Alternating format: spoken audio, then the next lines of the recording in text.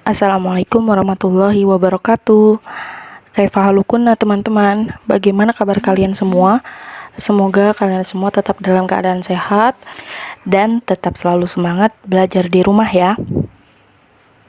Langsung saja pada pelajaran kita hari ini kita akan mempelajari tentang hardware, software, dan brainware.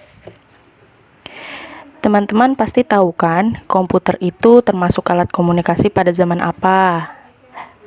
Yap, komputer termasuk alat komunikasi pada zaman modern ini.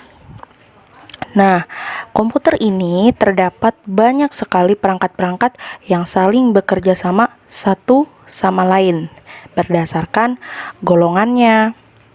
Nah, golongan-golongan perangkatnya ini ada apa aja sih? Nah, golongan-golongan perangkat ini dibagi menjadi 3, yaitu ada hardware, software, dan brainware.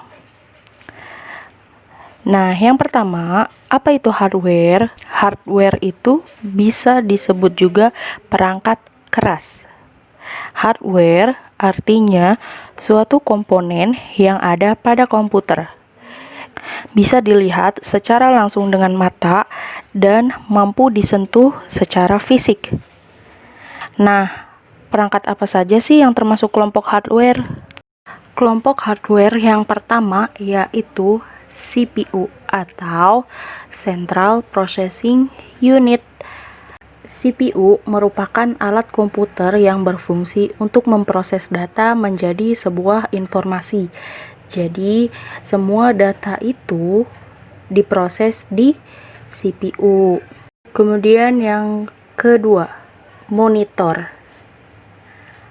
Monitor merupakan alat komputer yang berfungsi untuk menampilkan hasil proses data dari CPU. Hasil data bisa berupa teks atau gambar. Jadi monitor ini fungsinya untuk menampilkan hasil proses data dari CPU ya.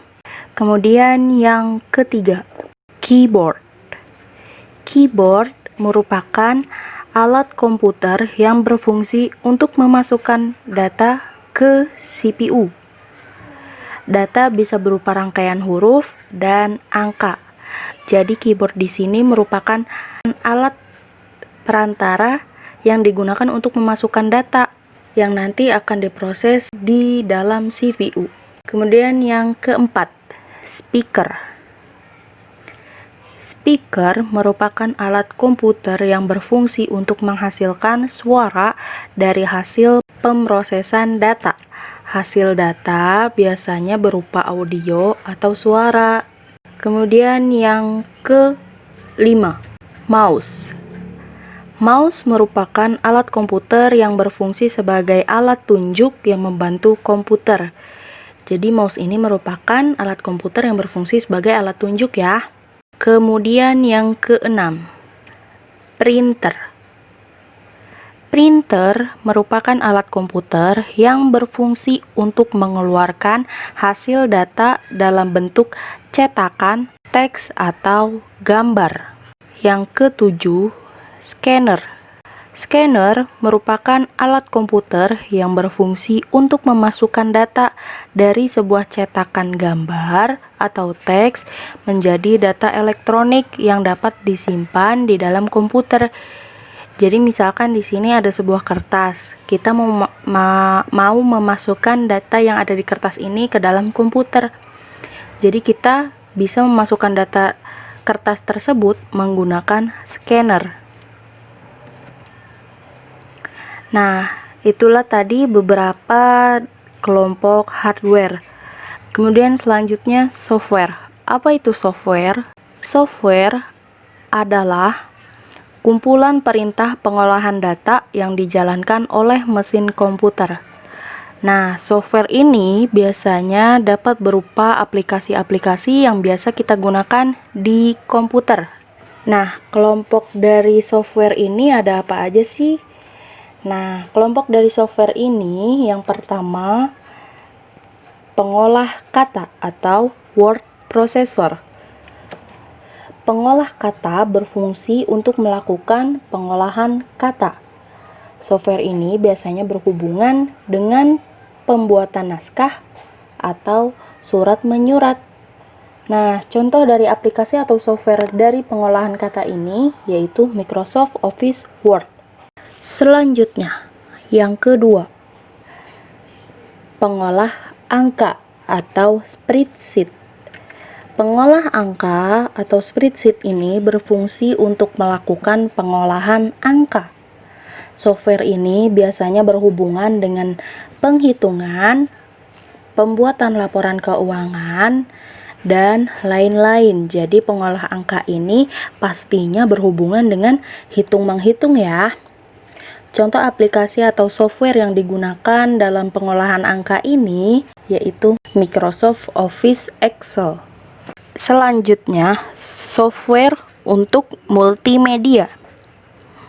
Multimedia biasanya kita gunakan untuk pemutaran video, pemutaran MP3 atau audio. Nah, software atau aplikasi yang biasa digunakan dalam multimedia ini contohnya GOM Player, Real Player, Winamp, dan lain-lain. Selanjutnya, software komunikasi dan internet. Software komunikasi dan internet ini berfungsi untuk melakukan komunikasi antar dua komputer atau lebih. Contoh software komunikasi dan internet yang umum digunakan untuk browsing antara lain Internet Explorer, Mozilla Firefox, Google Chrome, dan lain-lain. Adapun software komunikasi dan internet yang umum digunakan untuk berkomunikasi antara lain email, Gmail, Telegram, dan aplikasi chatting lainnya. Yang terakhir yaitu brainware. Brainware adalah manusia atau pengguna yang dapat menggunakan dan mengoperasikan komputer. Nah, tanpa adanya brainware ini, komputer tidak bisa dijalankan. Nah, maka dari itu, brainware merupakan peran yang sangat penting, sehingga komputer dapat digunakan dan dioperasikan dengan baik oleh penggunanya.